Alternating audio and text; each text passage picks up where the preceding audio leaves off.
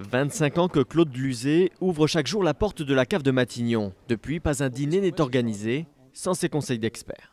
Donc on a les Saint-Jacques, donc on a mis le Viriclessé, c'est ça hein. Ce caviste collectionne les anecdotes. Arrivé sous Michel Rocard, il se souvient notamment d'un dîner d'État organisé par Jean-Pierre Raffarin en l'honneur de la reine d'Angleterre. Le caviste propose alors un petit vin de Loire, bon mais peu cher, que l'ancien Premier ministre souhaite alors valider. J'ai fait goûter ça à M. Raffarin, on a même goûté ensemble et il a dit ok pour ce vin, voilà.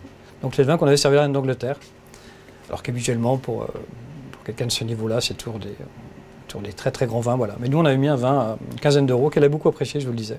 Mais depuis la crise est passée par là, dans une optique d'économie, Matignon a décidé de se séparer de 10% de cette cave, 1400 bouteilles, lors d'une grande vente aux enchères.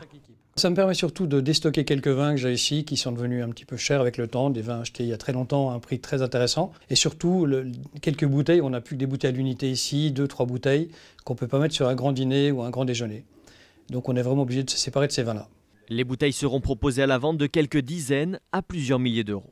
La Tâche et la Romanée Conti, qui sont les deux bouteilles les plus chères de la vente. Le produit de la vente sera reversé au budget de fonctionnement de Matignon et non au rachat de nouveaux vins. Estimation de cette recette entre 80 et 100 000 euros, mais les enchères pourraient bien s'envoler.